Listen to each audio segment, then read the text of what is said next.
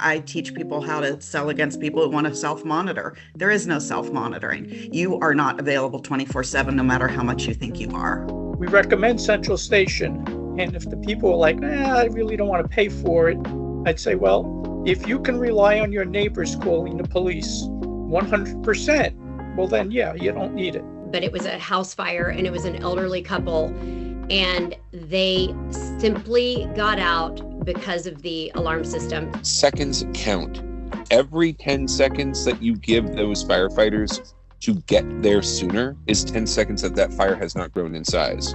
You know, their response to what kind of alarm system do you have is, I have a Glock and I have a pit bull or whatever. I have a gun.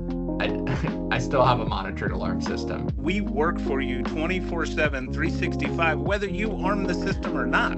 But the core, the value of monitored security systems is police response.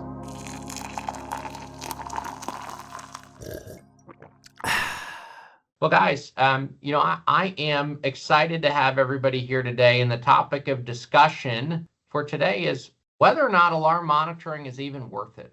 You know, I talk to a lot of security pros, folks that are in commercial, people that are doing residential security, and even amongst some of the security professionals that are, for example, in our Facebook group, Burglar Alarms Online. Sometimes there's questions whether or not alarm monitoring is even worth it, right? Is it worth it to pay the money? Could I self-monitor? Should I just do non-monitored? Because nobody really comes when I have an alarm anyways, right? I don't believe that that's true. Number one, I want to clarify that before we continue on. But I think that some of those doubts, whether we believe that alarm monitoring is not worth it, or whether we question sometimes whether alarm monitoring is worth it. We allow those voices in the crowd that say, hey, it's not worth it. You should just self-monitor. Sometimes that creates these little creeping doubts.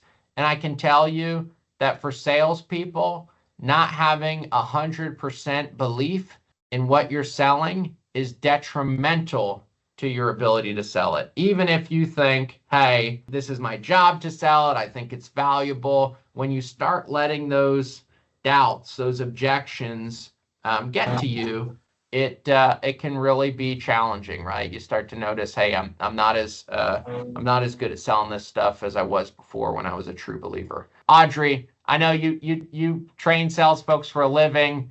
Can we speak to that real quick before I get into some questions here about, just having confidence in what you're selling and maybe the importance of having these types of discussions with your salespeople? It's absolutely critical. If you don't believe in what you're selling, the person that you're talking to, even if they're not conscious of it, is not getting what you're saying. They can tell that you don't believe it or that you have doubts about it. The self-confidence is the number one most important thing, believing what you're talking about. But it's also why I believe that if you're going to sell something, you should be using it. I've used my alarm system for 35 years, 40 years maybe. But being able to walk in that door and hear the keypad going and know that everything's fine makes me a happy camper. And if it's not there, it makes me unhappy and it makes me nervous. And so when you can share that with somebody, they can see, first of all, you're sharing your stories. There's just so much about it. You've got to be able to believe it. And frankly, I do believe it. I'm not just saying that because that's the business that I'm in. I teach people how to sell against people who want to self-monitor. There is no self-monitoring. You are not available 24/7, no matter how much you think you are. Yeah, no, thank you so much. And so, guys, there's nothing better, in my opinion, nothing better at making true believers than true stories. And so, if we did nothing on this call today other than to help a few folks that may be sometimes questioning the value of what they have become true believers, I've done my job here today.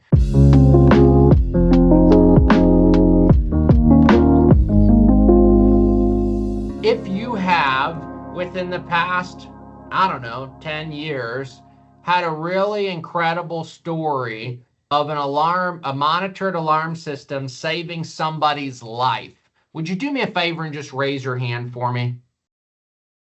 Oh, thank God. I was worried for a second there. For a half a second, I said, oh no, is alarm monitoring even worth it? All right. And I'm sure that all of you have had scenarios where something has been detected. I know the folks that we have on the call from the central stations get all kinds of calls on a daily basis to where they're sending people when folks are in need. But I really love to hear some of these individual stories from alarm dealers. All right, well, you know what? I'm calling on my dad here, guys. First of all, I want to remind everybody, I am a product of the alarm industry. I'm a son of an alarm salesman, and my parents own an alarm company and have since I was a kid. Dad, I'm so glad to have you on the call. Would you tell us, and I think I know this story, but would you tell me and the folks on the call about that life-saving story that y'all had recently? Yes. So first of all, I'm grateful to be on this call every week. Not only just to see you, of course, but see everybody. Okay. But yeah, we just recently had a situation where actually the CO detector saved a person's life, and the first responders had said, had we not had the CO detector there, and then they not gotten into the house and being able to get there, that person would not have made it. So Yeah. definitely a situation that we are very grateful for. And fortunately, since getting in the business, it has convinced me multiple times of how important monitoring is. And when I first got into the business, that's what really made me fall in love. With that, we had a customer where it saved their life. Actually, the hostage code did. So I'm very, very grateful for it. Awesome. Well, I'm so glad to hear you guys were able to save that person. Unfortunately, it's wintertime. Folks are using their furnaces, and I've heard multiple stories just this winter of people that have unfortunately had issues where, there was a leak in the exhaust, and people have died from carbon monoxide specifically. And so, I know a lot of times we hear this objection to security is, all kinds of objections to security, but I think carbon monoxide is one of those things. You can't smell it. You don't know it's happening unless you have a sensor that's going to alert you to it.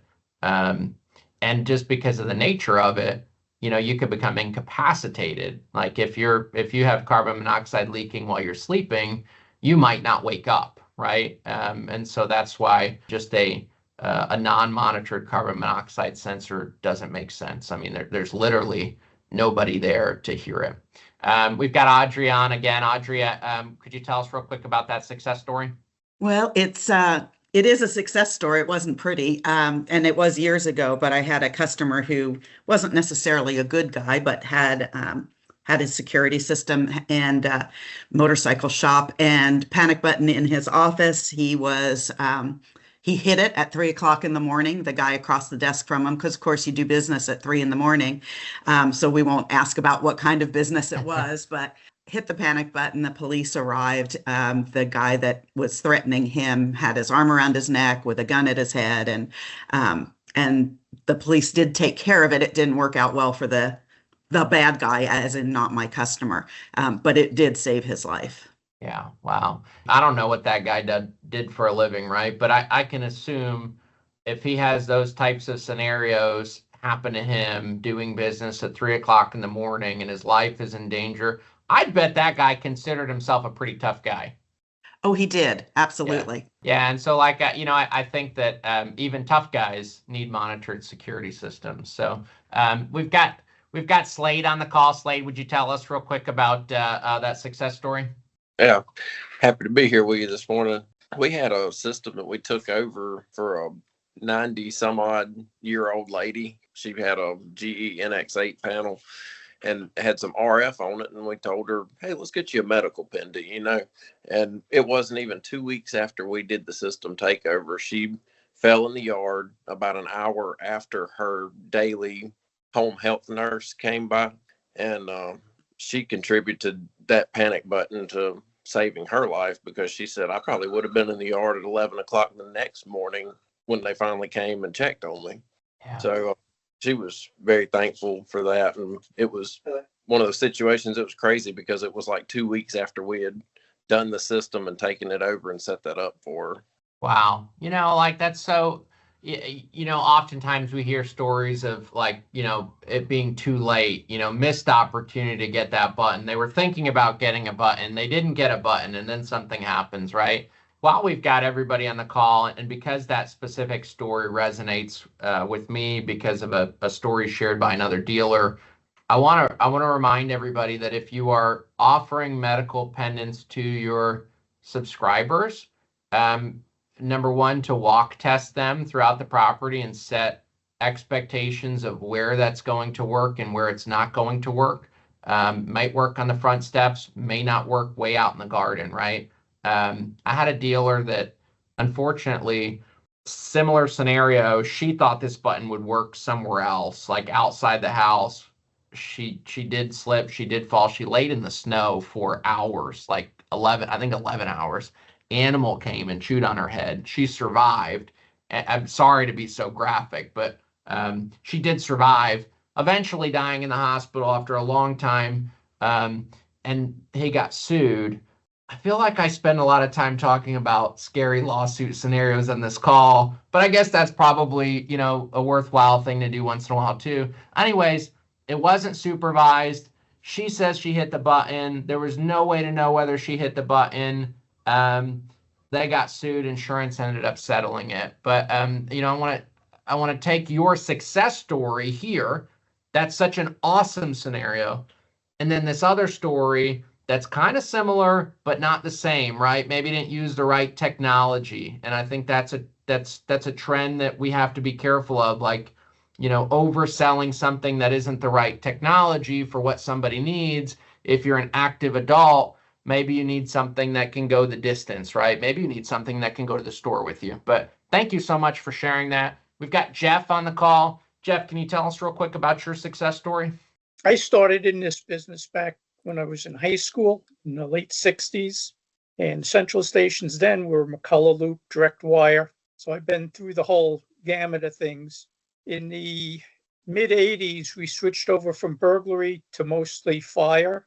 But over the years, there's been multiple issues where systems have done their job, the central stations did their job, and we believe in central stations. When I used to sell to residential customers, and it was mostly private homes, I would say to the people, we recommend central station.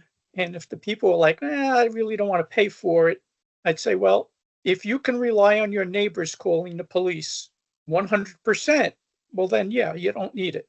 And a few people did kind of go that route. And then later found out that they came home from work and their alarm had been ringing and nothing had happened. So they signed up with Central. But we've had issues where, and I think it goes back to the early 90s, during one of the financial crunches, the central station had gotten a heat detector notification for a garage in a house. They dispatched the fire department because they didn't get a call. Fire department got there, broke in, and pulled the guy out of the car with the car running. He was trying to kill himself. So the car had been running so long, it tripped the heat detector. We had a school where a carbon monoxide detector activated in the school. They took the system offline at that point, sent their maintenance guy to go get batteries for the carbon monoxide detector, just automatically thinking it was bad. And then I got a phone call saying that three carbon monoxide detectors were bad. They were all buzzing. And I said to him, evacuate the school. We're sending the fire department. Fire department got there, high carbon monoxide levels throughout the building. Part of it is education also. People just, at least in my experience, a lot of times they just say, the detector's bad. Same thing with smoke detectors. But we have countless issues between smoke detectors tripping and, fire department being dispatched, carbon monoxide, sprinkler water flows, things like that.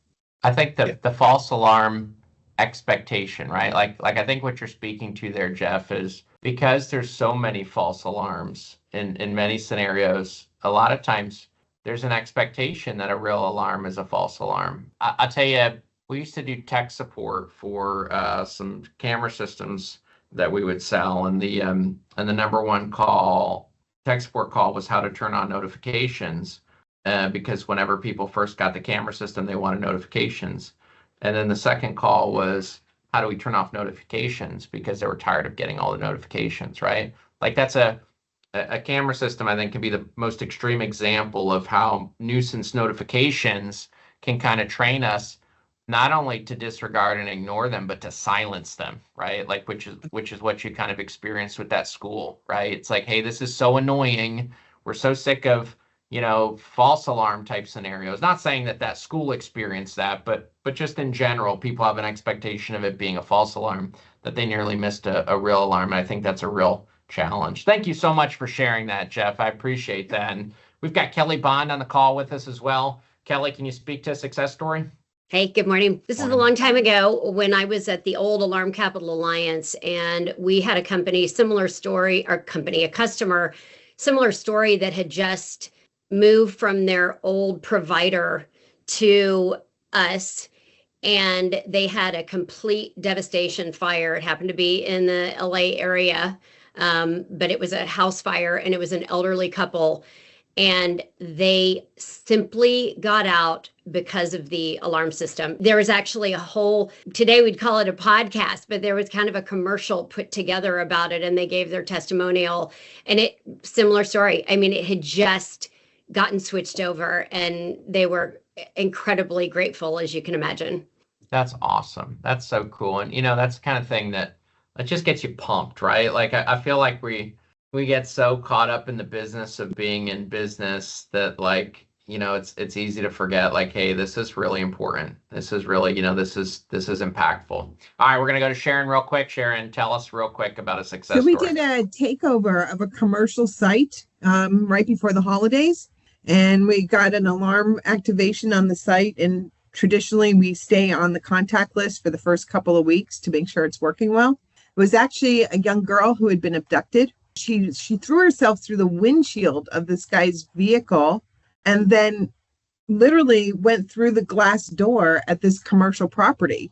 And so obviously the alarm started going off. We said, hey, like, we roll the police right away. And it was a young gal who had been abducted. Wow. And the alarm crashing through the front door of this plate glass, commercial building on Newport Boulevard. She was saved. It was unbelievable. And I think that's a good example of an alarm system not detecting an alarm like a burglary, right? Like, we talk about false alarms, and so technically nobody was breaking in, right? I guess she kind of was, right? But it wasn't with an intent to burglarize the facility. But the sensor there, which detected something as simple as a broken multiple glass, sensors, right? Yeah, multiple. Sent the police, alarms. And that's saved the day. And so, like, we talk about this and we say, all right, like, we have a problem with false alarms, right? But, like, you look at a jurisdiction where maybe they wouldn't have sent the police. Like, you think about that for a second, because there are places now that will not dispatch the police for an alarm without, let's say, video verification of the alarm, whatever the case might be. Some places just won't dispatch at all. Or some places it might take 45 minutes, 2 hours, crazy amounts of time for police to respond. And I think about that young lady abducted, going through the glass, and the only thing that saved her was fast police response, right? And so, like, as an industry, I think, you take that scenario, all right, that saved her life. How many other scenarios, and I think arguably every scenario where somebody is in your property, especially if you're there, you really want the police response to be as fast as possible. I think that's really the value of an alarm system, is that the good guys come quickly when the bad guys are there, right? Like, that's what we do as an industry. But what I worry about is just with the prevalence of false alarms, the strain on resources, what that means for police response, where we deal with slow response and no response because the police have become so accustomed to arriving on a site and they're not really being a noticeable alarm condition, right? Something that they're able to observe from the street. And that's a real problem.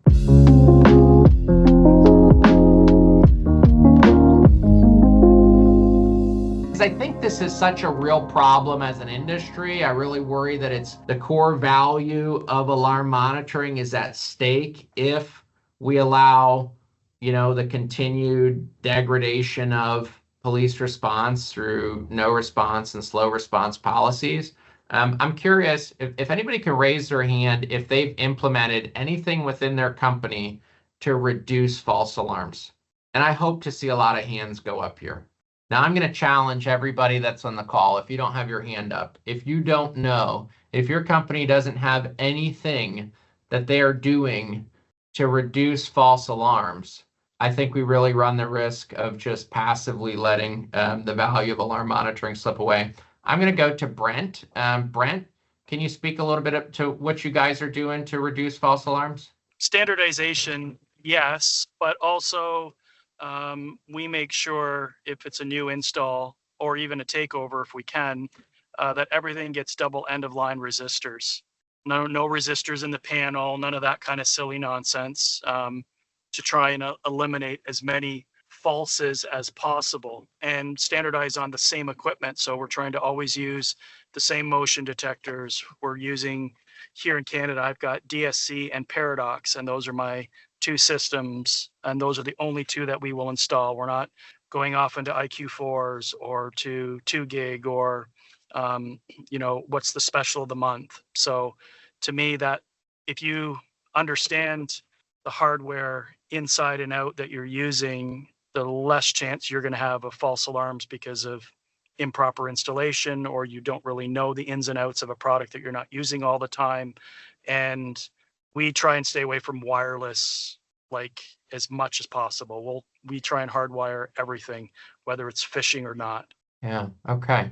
Well, number one, I want to point out standardization on product it's one of those things where you know what to expect, right? I see so many folks that are just all too willing to take over any kind of system, right? Like there are folks within our industry that are, they're takeover artists. And look, I am not going to stand here and, say that it is unethical to pursue monitoring from folks that have existing monitoring on their accounts, right? Like go, get after the business, try to win business in your market, fine. But goodness, take a look at what these folks have in their homes and their businesses. I see, I go to places sometimes and I'll see a local dealer's stickers on the window, and I'll see a motion detector, an old motion detector in the corner. And this thing looks like it's been painted over 3 times. And I know they didn't install it because it's still got the name of the company that originally installed it. You've probably seen those little blue logos on those motion detectors in the corner of the building.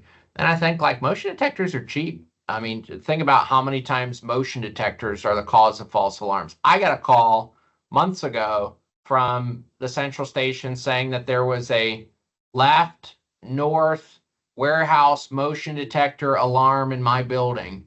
And first of all, I'm not a voice. I don't know what's north and what's south. I've got no clue what motion detector we're even talking about here, but I'm pulling up the cameras to check it. Had I not picked up the phone, they might have dispatched on that, right? In fact, they would have dispatched on that, but I pulled up the cameras and canceled it, right? And I realized, hey, that's a real failure. We need to do better. We need better sensors. We need to do video monitoring or cross zoning. Thank you for, number one, talking about standardizing an equipment. And I hope folks that are doing takeovers will really consider what kind of existing equipment they have. Jeff, what are you guys doing to reduce false alarms? On the New York City fire systems, there's not a lot we can do. We always make sure the environment's good, things like that. We're not allowed to call to verify before dispatch. But if there is a problem, like say even a dirty detector, smoke detector, we replace it and then bring the old one back to really shop clean it and check it. On burglary systems, we don't do too many anymore, but What we really got into was all exterior openings have some sort of a switch, trap, whatever on it to detect as soon as somebody's trying to come in. And then we back it up with a lot of motion, a lot of different motion detectors. The centrals will notify the owner on any alarm, but they dispatch only if they get two different sensors, either, let's say, a window and a motion, or two motions, something like that. So we're not dispatching just because of one little thing. That's awesome. And that cross zoning, that's what we're talking about there. It's multiple zones, right? So it's not just an individual zone that they're dispatching on. All right, guys. So number one, it's nice to know that some folks here are taking they're putting in some conscious effort to reduce false alarms. Whether that's standardizing products, whether that's implementing processes like cross zoning. I hope that all of you are doing a really good job training your customers on the systems that they have, setting appropriate expectations for your customers, ensuring that they have appropriate contacts on the call list, that when you do call, somebody is able to verify whether you do want dispatch or don't want dispatch and cancel the alarms. And then I want you to also consider and think about some of the technology that's out there that can help you actually verify these alarms, including video verification. Is anybody on the call doing video verification today? If you can raise your hand for me. You have 2 folks on the call doing video verification. All right, good. We're up to 3. All right. I don't want to dig too much into video verification, but I'm going to call on Cindy real quick. Cindy, you're doing video verification. First of all, thanks for being on the call. What types of systems are you guys doing video verification on? And where are you calling in from? I think that's going to be an important part of this as well. California. Okay, California. How's police response in California without video verification? I know locally, Merced, they're asking that we notify 2 contacts, and they're asking for a video if possible. But I'm not just doing it here locally in Merced. There's other locations. Actually, just recently we had a customer in a different area that he has video verification with us, and we were able to dispatch authorities and everything because of the response of the video verification. And this was without a security system. This is just cameras. Awesome. Well, first of all, thank you for being one of the 3 people on the call that are, I guess we've got a few more chiming in here that they're doing video verification as well. This is one of those things that, out of 74 folks on the call, I would have loved to see a higher percentage of folks that are using video verification today. I'm very proud to be a member of the Security Industry Standards Council, and we voted to kind of approve everything with AVS-01. And for those of you, I'm not going to dig into AVS-01 too deeply here on the call, but I'd love for each of you post-call to take some time to dig into AVS-01 definition and scoring. But I want to point out, false alarms have gotten to be so bad. They've gotten to be so bad, and it's so overwhelming to resources that we had to do better, that we need to do better in order to ensure, again, that police response is even a viable thing for monitored alarm systems. AVS-01 is a standard for scoring alarms based on the verification, basically, of human presence and intent, whether that's intent to, there's harm to property, there's harm to life. I would encourage all of you to consider, of the alarms reported to a central station, what kind of score they might get if the standards are verification of somebody on site, that's, their intent is to damage property, verification of somebody on site and their intent is to hurt somebody. How would you score? And the reason I ask you to think about that is because AVS-01 is here and it's being implemented. And we're seeing that already in the central stations, that they're starting to, figure out how to score these alarms, how to report those into the PSAPs. And I think it's the best possible thing for our industry, because now those folks that don't care, the people that don't care how their alarm would score, their alarms are likely to score lower than the folks that do care. And for for years, the alarm industry hasn't really been able to compete on the service provided by the police, right? Like, so like we send the alarm and the police respond when they respond. But think about this. If your alarm could be prioritized higher than your competitor's alarm, you could actually have better police response than your competitor that doesn't care, right? That just says, hey, we're going to put in a 311 system and we don't care how this would score on AVS-01. I would say that even as we kind of wait for AVS-01 to be fully implemented and to be fully adopted within the PSAPs and understood, and for calls to be prioritized accordingly, we're already seeing anecdotal evidence that video verification is contributing to faster response times. And so just again, as an industry, like thinking about, hey, what's the quality of this alarm that I'm sending in, and how could that impact police response, I think is important. Again, as we're dealing with objections from potential subscribers based on slow response, no response from police, and false alarm fines, right? I think that a lot of folks have just become frustrated with that. And again, that's just part of the false alarm kind of issues that we're having.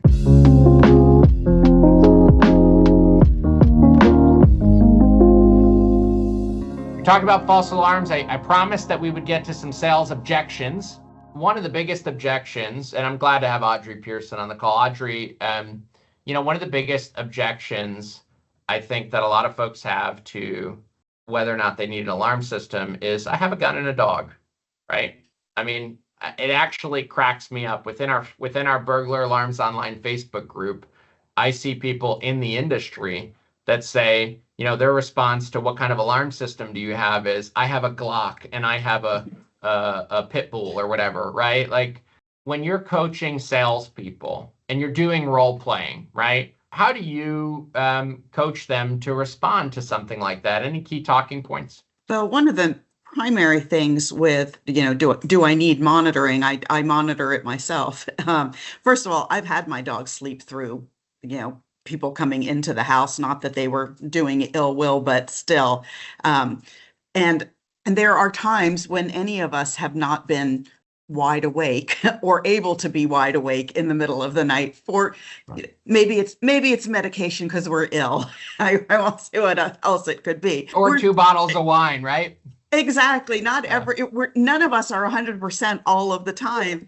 And so you really can't count on all of that. Frankly, I know that not everybody feels the same way, but I have security, and particularly my fire alarm, for my animals because I want to be sure nothing happens to them when I'm not at home. There are so many things that can go wrong, that having the system monitored is absolutely essential. And part of, Sharon had put this into the chat, passion sells. It absolutely does. You do have to believe in it in order to be able to sell it. But we also talked earlier about the possibility of using stories, and there are certainly stories that you can use that about people that didn't have monitoring. First of all, you can have all of the armament that you want, but if it's not right there in your hand when the person comes in, there's that. And then there's also that potential of somebody's in your house and it's dark and you don't know who's who. You've got kids who get up in the middle of the night. That kind of thing really, really concerns me.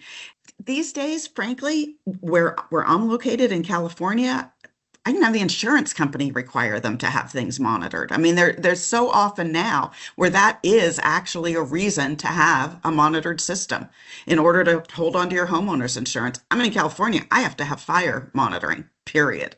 If I want to have insurance, I've got to have fire monitoring. So there's a lot of that that's come into play as well. There's a lot of different reasons depending on the customer's actions and their thought process of how you can sell that to them.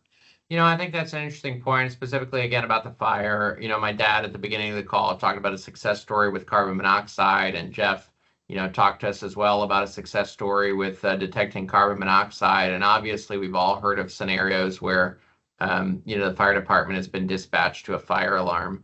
I think what I'm hearing is sometimes people have different priorities. right? Exactly. And if I feel that I'm able to protect myself and my family with a gun, I don't, by the way. I have a gun.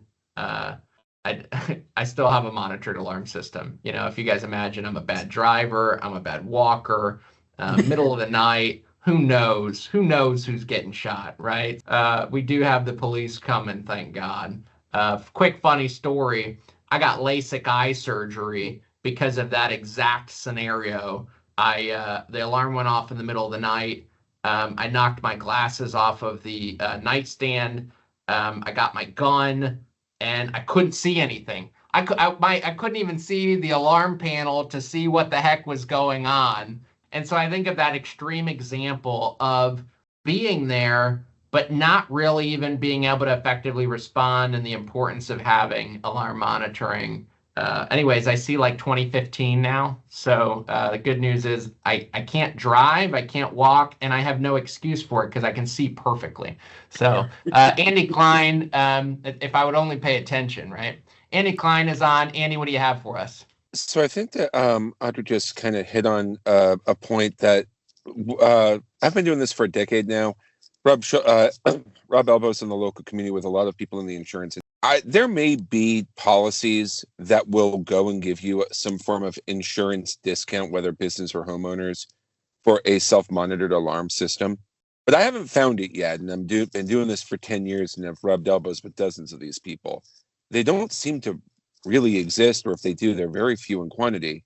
But insurance companies generally will give you a discount for that professionally monitored alarm system. That's not the question, though. The question is why. And if you can have that conversation with a customer who's not sure about the value and doesn't understand that value, my success, I have had a lot of success building value around why would the insurance industry feel this way about a professionally monitored system, but not the same about your self-monitored system. Well, let's look at the value and the functionality. And look, at the end of the day, there are people who they're not going to qualify. And I got to tell you, Jake, I see you and I have both seen them. The people who are on, trying to find monitored systems because they don't care about it being monitored. It's not that they don't care about being monitored. It's that they don't value the important professional service that you provide. Yeah. Move on. Don't, to take a line from the Bible, don't cast your pearls upon swine. If that person does not value you, we've just called non-monitored folks swine. I love it. This is why you come and join the coffee break call on Fridays at 11. People that don't have monitored alarm systems are swine. I love it. I love it. I've got the box of grenades under my under my arm right now, pulling the pins with my teeth, baby. That the value of that, that poetry there is, you have people who are not going to value what you are trying to go and give them as gospel. Don't waste your time on them. They are going to suck up all your time. Now, that doesn't mean not to qualify those people. And some people you can have, and I've definitely done it, real conversations where people just need to see the value and you can build value. But sometimes people just have extreme arrogance and do not believe that they need your service, and they are not going to give it a second thought because they don't trust you or believe you. Yeah, I always tell my folks, right? It's right product, right price to the right person, right? Like, if you could have the right product, it could be at the right price, but if you're trying to sell it to the wrong person, it doesn't matter, right? And I think as salespeople, a lot of times going through wrong people repeatedly can make you question your product and can make you question the price, right? And so I think it is important, number one, to practice overcoming objections, right? But also to realize sometimes you're just not going to sell something to that person, or you need to adjust what you're talking about to figure out what aligns with their priorities, right? But to your point about the value of self-monitoring versus professional monitoring, I've always told our dealers that folks aren't paying for the notifications You're not paying an alarm company $40, $50 a month for notifications somewhere, somebody getting a notification. You're paying the alarm company to staff a room full of people 24/7, 365 days a year to be standing by when that notification comes through, right? It's not about the connection from the alarm to the building. It's that in that building, there are professionals ready to respond, ready to send help. And so I do want to emphasize, for any salespeople that are on the call, they're talking about the value of it. It's too often, because we think of the cost of cellular, which is a connectivity, the cost of maybe alarm.com, which is some platform services, we lose sight of what the real value of what that $40 to $50 a month or less or more, whatever it is. And so we've got AJ on the call. AJ, what did you want to add? Sorry, I picked up a phone call, so I missed some of it, but I'm assuming you're talking about the dog and the gun thing. Oh, you're way behind, my friend. No, Yeah, well, way I behind. mean, no, you're good. You're good. Well, and you're in Tennessee, so you get the gun and the dog objection on 99% of your sales calls. But talk to us real quick. How do you sell against self-monitoring specifically? So, I mean, it's pretty simple for me, right? Because I get the gun and a dog thing all the time, right? And so, number one, your most stolen item out of a house is a gun. So you have the exact thing that they want. And if you haven't trained your dog to shoot people, a pack of hot dogs, and I have I've got actually. My dog Otis, he's a little Cavalier King Charles Spaniel. You should see him with my 9mm. He's just very impressive. And so with a pack of hot dogs, right? I've got the dog defeated, right? And now I'm going in your house, getting exactly what I want, which is your gun. Right. And so, and then, the other thing that I sell on a lot is your dog can't use a fire extinguisher either. Right. So if your dog's in the house in a crate locked up and your house catches on fire, that dog has zero chance of surviving. And then that goes into my last point, which, comes to the self-monitored side of things. If you're not a big security person and you're not worried about your security because you got a dog and a gun, your life safety piece, we work for you 24/7, 365, whether you arm the system or not.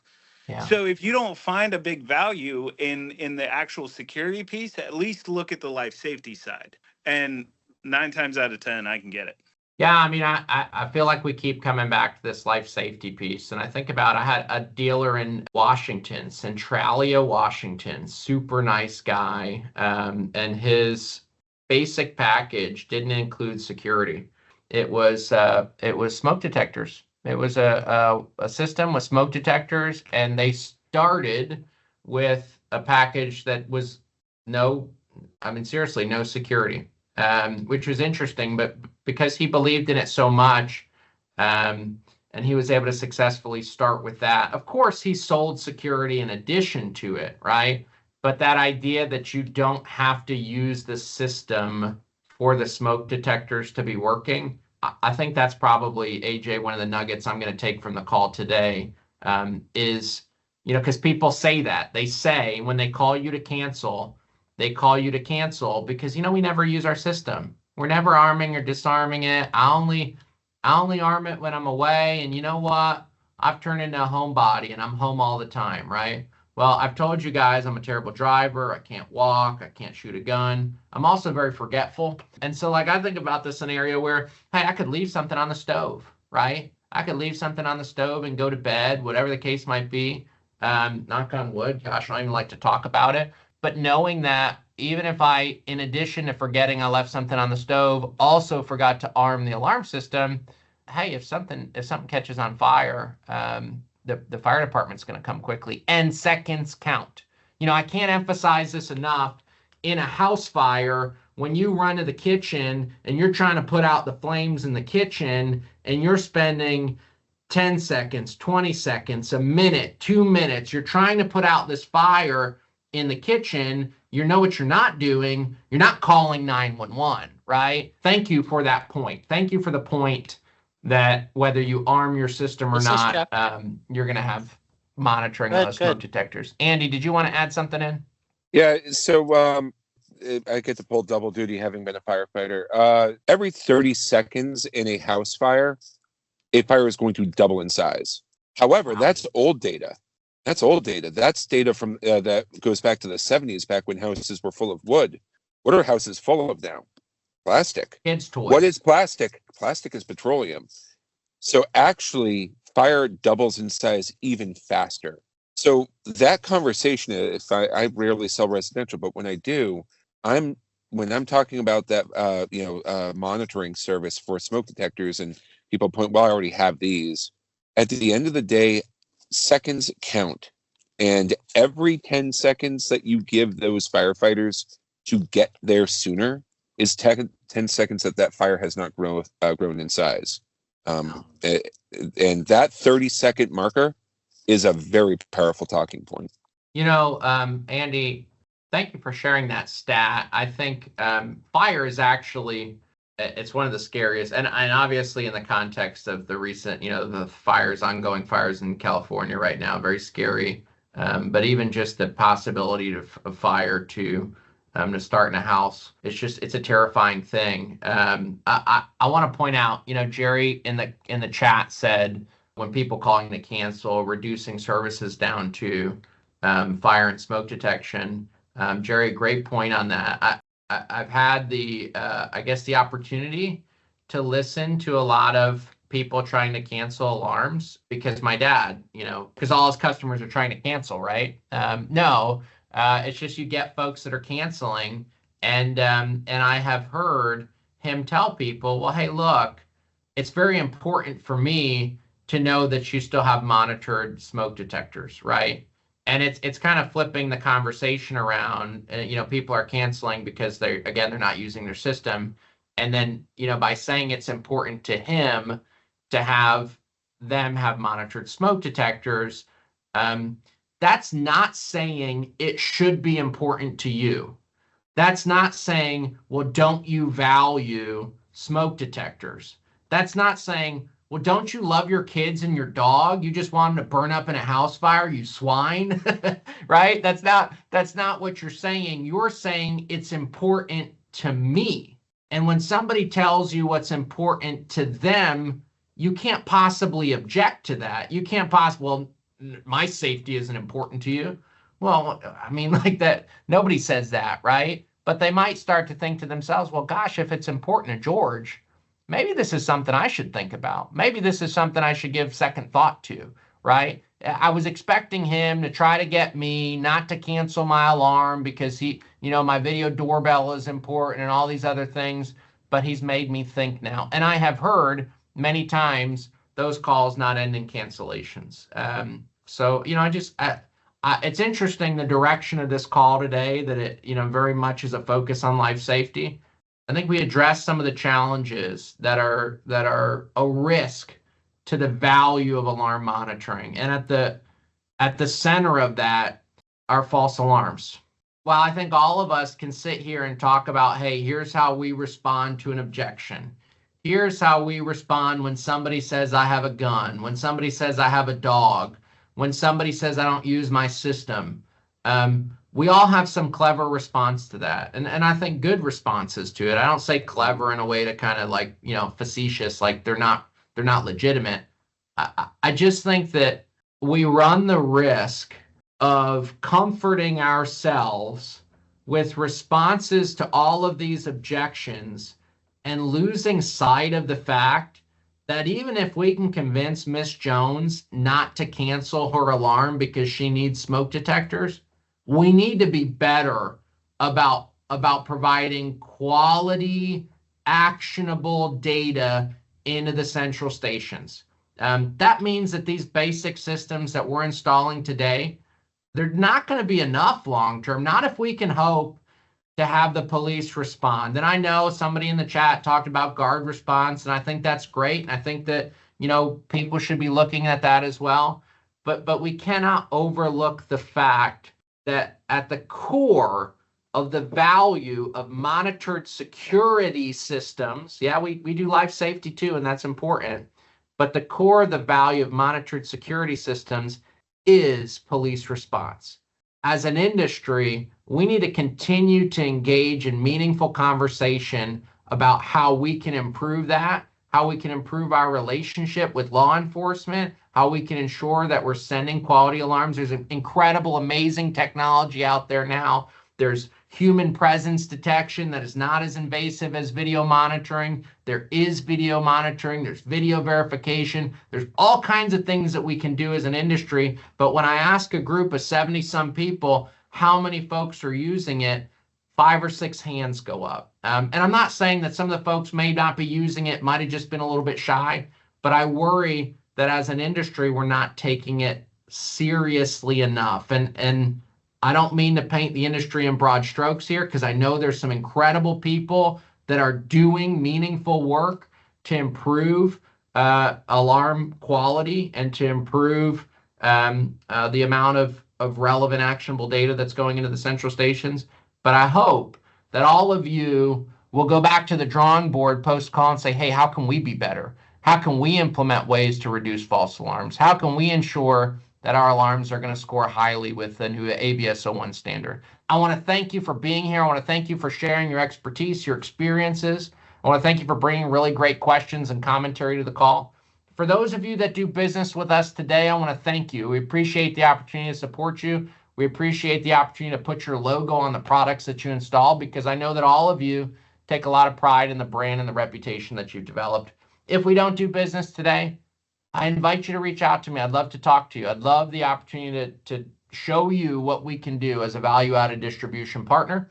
But whether you do business with us or not, you are always welcome on this call. We will be back online next Friday at 11 a.m. And I'm excited to say I'll be joined not only by our very own Tyler Martin, who's our director of marketing, but we'll be joined by Vinny Pioni. You've probably seen Vinny's stuff on LinkedIn. We're going to be talking about leveraging social media to build your brand, not just your personal brand, but for your company. So I hope to have you join us next week at 11. And in the meantime, have a great weekend. Thanks, guys.